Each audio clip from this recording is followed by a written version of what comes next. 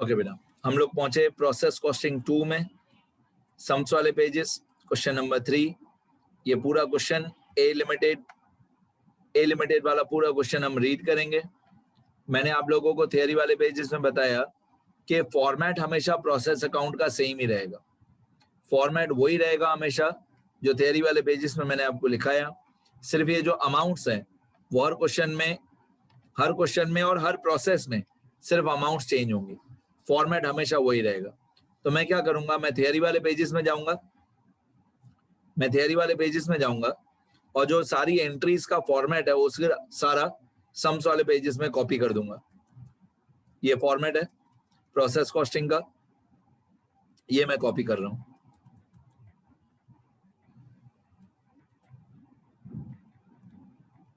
ये सब control C और कंट्रोल वी 3 बार, 3 प्रोसेस है।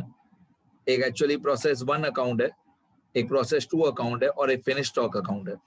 तो ये सेम फॉर्मेट में 3 बार कॉपी कर दूंगा, तो आपको विश्वास हो कि पर्टिकुलर्स कभी चेंज नहीं होंगे। अब ये जो सब XXX लिखा है वो डिलीट कर देता हूं मैं, तो आपको जैसे पता चले कि कभी भी कोई भी पर्टिकुलर्स चेंज नहीं होंगे, सिर्फ अमाउंट चेंज होगी हर क्वेश्चन में। ठीक है, ये सेम फॉर्मेट कॉपी कर दिया। अब जैसा प्रोसेस 1 है सेम वही पर्टिकुलर्स के साथ प्रोसेस 2 अकाउंट भी बनेगा। ये जैसा प्रोसेस 1 है ऐसा ही प्रोसेस 2, सारी एंट्रीज सेम।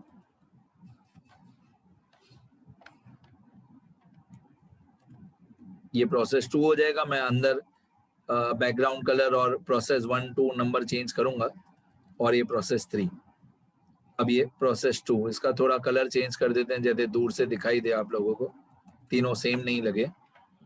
ये प्रोसेस 2 राइट, यहाँ पे हो जाएगा प्रोसेस 2 अकाउंट और यहाँ पे हो जाएगा यूनिट्स इंट्रोड्यूस नहीं आएगा, यहाँ पे आएगा two units transferred from process 1। 2 में जो रॉ मटेरियल इनपुट होगा वो प्रोसेस 1 में से आएगा, यूनिट्स ट्रांसफर्ड फ्रॉम प्रोसेस 1। और 2 का जो आउटपुट होगा आएगा कहाँ से, रॉ मटेरियल 1 में से, और जाएगा कहाँ पे, 3 में। एक्चुअली यहाँ पे 3 नहीं है, यहाँ पे फिनिश स्टॉक है, तो यहाँ पे हो जाएगा बाय फिनिश स्टॉक अकाउंट। तो 2 का जो आउटपुट है वो फिनिश्ड स्टॉक अकाउंट में जाएगा, बाय फिनिश्ड स्टॉक अकाउंट। तो आएगा 1 में से और जाएगा फिनिश स्टॉक में से। अब फिनिश स्टॉक अकाउंट, इसका भी पहले बैकग्राउंड कलर चेंज करते हैं, फिर हेडिंग वगैरह चेंज करते हैं। इसको हम लोग ये कलर दे देते हैं लाइट ब्लू, ये इसका नाम चेंज हो जाएगा, ये हो जाएगा फिनिश्ड स्टॉक अकाउंट।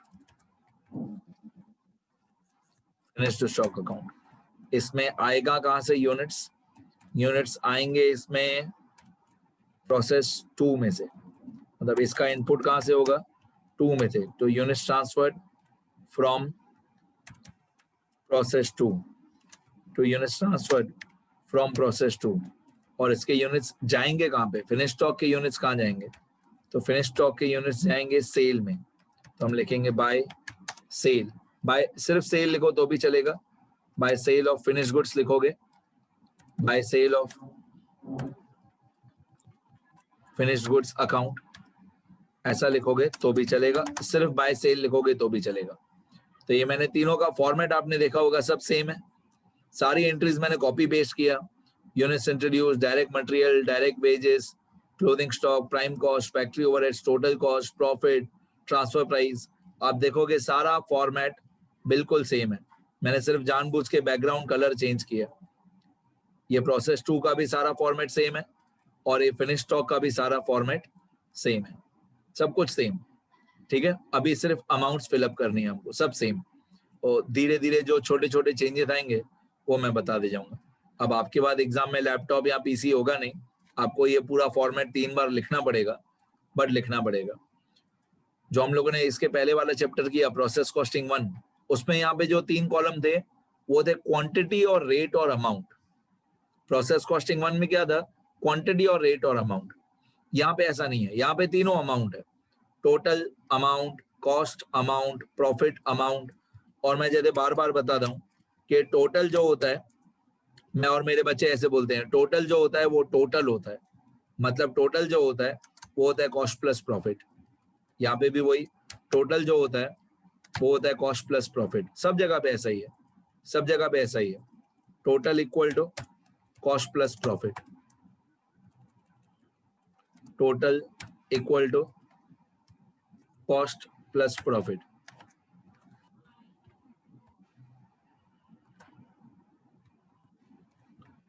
इसी तरीके से फिनिश स्टॉक में भी total equal to cost plus profit. ये लिखने की जरूरत नहीं है, इक्वल टू और प्लस वो आपके नॉलेज के लिए, total equal to cost plus profit. Done हो गया। आगे अब अमाउंट्स देखते हैं क्या थी क्वेश्चन में। क्वेश्चन में देख के धीरे धीरे अमाउंट शुरू करते हैं। पहला क्वेश्चन है हमारा, बहुत स्लो जाएंगे। A Limited produces product X which passes through 2 processes before it is completed and transferred to finished stock. The following data relate to April 2013. तो हेडिंग लिखना जरूरी है अच्छी तरह से, in the books of A Limited, in the books of A Limited, ऐसा तब लिखना चाहिए। और जैसे यहाँ पे लिखा हुआ है अप्रैल 2013, तो हमको ये सब लिखना चाहिए, इसकी मार्क्स होती है अप्रैल 2013। आगे फिर लिखा हुआ है ओपनिंग स्टॉक तीनों का, प्रोसेस 1, प्रोसेस 2 और फिनिश स्टॉक। अब धीरे धीरे मैं नए रूल्स बताते जाऊंगा, सुनना ध्यान से। पहली बात, क्वेश्चन में जो भी सारी अमाउंट्स दी हुई है, ये ओपनिंग स्टॉक से लेकर यहां तक क्लोजिंग स्टॉक तक, ये जो भी सारी अमाउंट्स क्वेश्चन में आपको दी हुई है, ओपनिंग स्टॉक से लेकर ये क्लोजिंग स्टॉक तक, पहले आप लोग ये सारी अमाउंट्स टोटल के कॉलम में लिखोगे। ये सारी, जहां तक मैंने लाइन किया 7500 से लेकर 11250 तक, पहले पूरा क्वेश्चन सारी अमाउंट्स सिर्फ टोटल के कॉलम में लिखनी है। कॉस्ट के कॉलम में और प्रॉफिट के कॉलम में कुछ नहीं लिखना है। जैसे हमारा प्रोसेस कॉस्टिंग 1 चैप्टर भी था, तो जितना क्वेश्चन में दिया हुआ होता है उतना सॉल्व करना बहुत इजी होता है, लेकिन बैलेंसिंग करने में 10-15 मिनट अलग से वेस्ट होते हैं। ये चैप्टर भी ऐसा ही है, प्रोसेस 1, 2, 3 एक्चुअली तीनों ऐसा ही है। जितना क्वेश्चन में दिया हुआ है उतना बहुत जल्दी सॉल्व हो जाता है। फिर बैलेंसिंग करना, उसमें बहुत कैलकुलेशंस, बहुत टिपिकल बैलेंसिंग होती है तीनों चैप्टर में। तो पहले हम लोग ये ओपनिंग स्टॉक से शुरू करते हैं। पहले सारी अमाउंट्स, मैं यहाँ पे एक रूल लिख देता हूं, record all the amounts given in question in total column। ये रूल थियरी वाले पेजेस में लिख देना। जो भी सारी अमाउंट्स क्वेश्चन में दी हुई है उनको टोटल के कॉलम में लिख दो, ठीक है। फॉर्मेट पहले से ही बना दो, prepare format in advance along with all transactions। जो भी डेबिट साइड पे सारी एंट्री दें वो पहले से ही लिख दो। ओके, ओपनिंग स्टॉक 7500, 9000, 22500, 7500, 9000, 7500, 9000, 22500, ठीक है। डन यहां तक।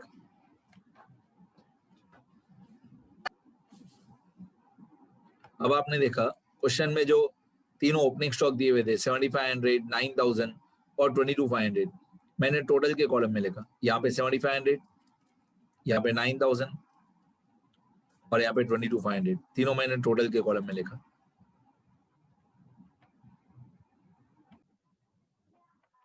ये तीनों मैंने टोटल के कॉलम में लिखा, 7500 और 9000 और 22500। डन, ये ओपनिंग स्टॉक हो गया। फिर डायरेक्ट मटेरियल प्रोसेस 1 में दिया हुआ है, प्रोसेस 2 में दिया हुआ है, फिनिश स्टॉक में नहीं दिया हुआ है। डायरेक्ट मटेरियल 15000 प्रोसेस 1 का, तो प्रोसेस 1 में डायरेक्ट मटेरियल 15,000. ओके, प्रोसेस 2 में डायरेक्ट मटेरियल 15,750. प्रोसेस 2 में direct material 15,750. Okay, finish stock में डायरेक्ट मटेरियल नहीं दिया हुआ, तो आप 0 लिख दोगे तो भी चलेगा, या डायरेक्ट मटेरियल की एंट्री ना करो फिनिश स्टॉक में तो भी चलेगा. 0 लिखो तो भी चले, एंट्री ना करो तो भी चले. आगे इसके बाद डायरेक्ट वेजेस 11,200, 11,250. 11,200 और 11,250. डायरेक्ट वेजेस 11,200 और 11,250. 11,250. और फिनिश स्टॉक में डायरेक्ट वेजेस नहीं दिया हुआ है, तो फिर से मैं वही बोलूंगा, यहाँ 0 लिख दो, या ये एंट्री नहीं करो डायरेक्ट वेजेस की फिनिश स्टॉक अकाउंट में. फिनिश स्टॉक अकाउंट में एंट्री ना करो तो भी चले, 0 लिख दो तो भी चले. आगे मैं सारी अमाउंट्स में कॉमास लगा देता हूं, 0 की जगह डैश हो जाएगा. ये कॉमा लगा दिया सारी अमाउंट्स में.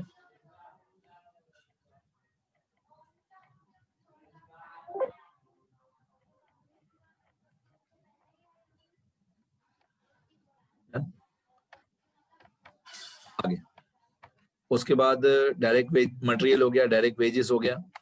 इसके बाद आपको क्वेश्चन में दिया हुआ है फैक्ट्री ओवरहेड्स 10,500 और 4,500.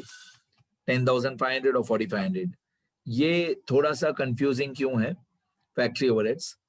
जितने भी क्वेश्चन आप पूरी एक्सरसाइज में देखोगे, ना, सब में फैक्ट्री ओवरहेड्स पहले दिया हुआ है क्वेश्चन में, क्लोथिंग स्टॉक उसके बाद दिया हुआ है. देखो फैक्ट्री ओवरहेड्स पहले दिया हुआ है और क्लोथिंग स्टॉक उसके बाद दिया हुआ है, और एक्चुअली होता उल्टा है. क्लोथिंग स्टॉक पहले माइनस होता है, फिर फैक्ट्री ओवरहेड्स प्लस होता है. एक्चुअली ये जानबूझ के ऐसा करते हैं, पहले फैक्ट्री ओवरहेड्स देते हैं फिर क्लोथिंग स्टॉक. सही तरीका ये है कि क्लोथिंग स्टॉक पहले आना चाहिए, उसके बाद फैक्ट्री ओवरहेड्स आना चाहिए. क्लोथिंग स्टॉक यहाँ पे ऊपर होना चाहिए, तो पहले क्लोथिंग स्टॉक माइनस होगा, फिर फैक्ट्री ओवरहेड्स प्लस होगा. तो इस बात का ध्यान रखना. तो पहले हम लोग ये क्लोथिंग स्टॉक लिखेंगे 3,700, 4,500 और 11,250. 3,700, 4,500. तो क्लोथिंग स्टॉक माइनस, याद रखना, 3,700,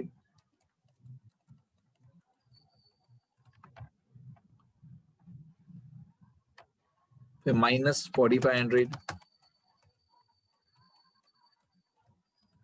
और माइनस 11,250. राइट. तो 4,500, 3,700, 4,500, 11,250. मेरी हैबिट है मैं अमाउंट्स को 2-3 बार चेक करता हूं, क्योंकि एक भी अमाउंट गलत हो गई ना बेटा, तीनों प्रोसेस का सारा बैलेंस गलत हो जाएगा. 3,700, 4,500, 11,250. 3,700, 4,500, 11,250. एक भी अमाउंट गलत लिखी या प्लस का माइनस कर दिया तो पूरा फॉर्मेट, सारी मेहनत वेस्ट हो जाएगी. इसके बाद फैक्ट्री ओवरहेड्स बाद में आएगा, और हर क्वेश्चन ऐसा ही होता है. फैक्ट्री ओवरहेड्स पहले लिखा हुआ होता है, एक्चुअली होता उल्टा है. पहले क्लोथिंग स्टॉक माइनस होगा, फिर फैक्ट्री ओवरहेड्स प्लस होगा. इसलिए मैंने क्या किया, हमेशा के लिए आपको फॉर्मेट याद करा दिया. तो फैक्ट्री ओवरहेड्स 10,500 और 4,500. फैक्ट्री ओवरहेड्स 10,500 और 4,500. 10,500 और 4,500 और 0. फिनिश गुड्स में, फिनिश स्टॉक में 0. ठीक है, 10,500, 4,500 और 0. चलो ये भी हो गया. 10,500, 4,500 और 0. क्लोथिंग स्टॉक भी हो गया, फैक्ट्री ओवरहेड्स भी हो गया. ओपनिंग स्टॉक डेबिट साइड पे आता है, डायरेक्ट मटेरियल भी डेबिट साइड पे आता है, डायरेक्ट वेजेस भी डेबिट साइड पे आता है, क्लोथिंग फैक्ट्री ओवरहेड्स भी डेबिट साइड पे आता है. क्लोथिंग स्टॉक आता है डेबिट साइड पे, लेकिन क्लोथिंग स्टॉक माइनस होता है. तो सबसे पहले ओपनिंग स्टॉक आएगा प्लस, फिर डायरेक्ट मटेरियल आएगा प्लस, फिर डायरेक्ट वेजेस आएगा प्लस, फिर क्लोथिंग स्टॉक होगा माइनस, फिर फैक्ट्री ओवरहेड्स होगा प्लस. ओके, अब ये जो लिखा हुआ है inter process profit included in opening stock, इसमें तो क्लियरली लिखा हुआ है कि ये प्रॉफिट है. इसमें क्लियरली लिखा हुआ है कि ये प्रॉफिट है. तो अगर ये प्रॉफिट है तो हम प्रॉफिट के कॉलम में लिखेंगे ना। बाकी सारी अमाउंट्स कौन से कॉलम में लिखी, टोटल के कॉलम में। और इसमें लिखा हुआ है कि ये प्रॉफिट है, तो हम इसको प्रॉफिट के कॉलम में ही लिखेंगे। Process 1, inter process profit included in opening stock, मतलब तीनों प्रोसेस में ओपनिंग स्टॉक में इतना प्रॉफिट है, वो इंक्लूडेड है। इंक्लूडेड तीनों प्रोसेस में ओपनिंग स्टॉक में, ये लिखा हुआ है ओपनिंग स्टॉक, तीनों प्रोसेस में ओपनिंग स्टॉक में इतना प्रॉफिट है, 0, 1500, 8250। अब देखना है मैं कहां पे लिखता हूं, 0, 1500, 8250, 0, 1500, 8250। तो तीनों प्रोसेस में ओपनिंग स्टॉक में प्रॉफिट के कॉलम में मैंने अमाउंट लिखी। आपने देखा होगा मैंने प्रॉफिट के कॉलम में लिखा, बाकी तब टोटल के कॉलम में लिखा, लेकिन ये प्रॉफिट है तो इसको प्रॉफिट के कॉलम में लिखा। 0, 1500 प्रॉफिट के कॉलम में और 8250 प्रॉफिट के कॉलम में। ओके, आगे और क्वेश्चन में क्या लिखा हुआ है? क्वेश्चन में लिखा output of process 1 is transferred to process 2 at 25% profit on transfer price, मतलब 1 के गुड्स 2 में जाते हैं at 25% profit on transfer price. तो प्रोसेस 1 का जो प्रॉफिट है, प्रोसेस 1 का जो प्रॉफिट है ये है 25% on transfer price, 25% on transfer price. ठीक है, तो कैसे निकालना है कैलकुलेशन वगैरह मैं बाद में बताऊंगा, फिलहाल सिर्फ मैंने लिख दिया कि प्रॉफिट 25% ऑन ट्रांसफर प्राइस है। आगे प्रोसेस 1 में, प्रोसेस 1 का जो गुड्स 2 में जाएगा उसमें 25% प्रॉफिट ऐड होगा ऑन ट्रांसफर प्राइस, वो मैंने सिर्फ ब्रैकेट में लिख दिया, अमाउंट तो बहुत देर बाद कैलकुलेट होगी। फिर output of process 2, output of process 2 is transferred to finish stock, output of process 2 is transferred to finished stock at 20% profit on transfer price, मतलब 2 का जो गुड्स फिनिश गुड्स में जाएगा, प्रोसेस 2 के जो गुड्स फिनिश गुड्स में जाएंगे उसमें 20% प्रॉफिट है ऑन ट्रांसफर प्राइस। ये प्रोसेस 2 है, इसमें प्रॉफिट है, ये प्रॉफिट है, ये प्रॉफिट ऐड करना है 20% on transfer price, 20% on transfer price, profit 20% on transfer price, वो कैलकुलेशन मैं बाद में बताऊंगा। आगे ये हो गया 25% और ये हो गया 20%। फिर लिखा है stock in process are valued at prime cost. इस सेंटेंस की मीनिंग वैसे मैं नहीं बताऊं तो चले, बट मैं बता देता हूं ये क्या लिखा हुआ है। Stock in process are valued at prime cost, मतलब ओपनिंग स्टॉक और क्लोजिंग स्टॉक जो होना चाहिए, ओपनिंग स्टॉक और क्लोजिंग स्टॉक वो प्राइम कॉस्ट के ऊपर ही आ जाना चाहिए। ओपनिंग स्टॉक और क्लोजिंग स्टॉक दोनों प्राइम कॉस्ट के ऊपर ही प्लस माइनस हो जाने चाहिए, फिर फैक्ट्री ओवरहेड्स आना चाहिए। तो क्वेश्चन में जो लिखा हुआ है stock in process is valued at prime cost, मतलब ओपनिंग स्टॉक और क्लोजिंग स्टॉक को प्राइम कॉस्ट में लिखो, फैक्ट्री ओवरहेड्स बाद में लिखो। इस लाइन का मतलब ये है stock in process are valued at prime cost. फिर लिखा है finished stock is valued at price which is received from process 2। तो सीधी बात है ना, प्रोसेस 2 का जो आउटपुट होगा वो फिनिश स्टॉक का इनपुट होगा, वो सेंटेंस काम का नहीं है। Sales during the period is 1,40,000, ये 1,40,000 बहुत काम का है। सेल्स इज 1,40,000, ये फिनिश्ड स्टॉक अकाउंट में क्रेडिट साइड पे आएगा 1,40,000। Sales during the period is 1,40,000, तो टोटल के कॉलम में 1,40,000। मैंने बोला ना पहले सब कुछ टोटल के कॉलम में ही लिखना है, 1,40,000 पहले सब टोटल के कॉलम में। अब आप देखने जाओ तो क्वेश्चन में जो सारी अमाउंट्स थी वो सारी हमारी कंप्लीट हो गई। क्वेश्चन में जो भी सारी अमाउंट्स थी आपने देखा होगा मैंने सब टोटल के कॉलम में लिखा, देखो यहाँ पे भी सब टोटल के कॉलम में लिखा है, यहाँ पे भी सब टोटल के कॉलम में लिखा है, सिर्फ इस एक अमाउंट को छोड़ के 1500 को छोड़ के बाकी सब टोटल के कॉलम में लिखा है। और फिनिश स्टॉक में भी ऐसा ही है, सब कुछ टोटल के कॉलम में लिखा है, सिर्फ ये वाला 8250 छोड़ के। ठीक है, और जो सेल दिया हुआ था वो सेल की अमाउंट भी क्रेडिट साइड पे लिखा है टोटल के कॉलम में। डन यहां तक। अब जो करना है वो हम लोगों को खुद ही करना है। जो भी सारे नए नए रूल्स अप्लाई करने हैं, जो भी बैलेंसिंग करनी है, हमको खुद ही करनी है। क्वेश्चन में लिखा हुआ है लास्ट में, प्रिपेयर प्रोसेस अकाउंट्स, मतलब process 1, process 2, finish stock account, वो भी हमने बनाया है। अब ये जो थर्ड पॉइंट है ना, statement showing total profit and unrealised profit, ये स्टेटमेंट लास्ट में बनती है जब पूरा क्वेश्चन कंप्लीट हो जाए। यहाँ पे इसको बोलते हैं statement showing actual profit and apparent profit.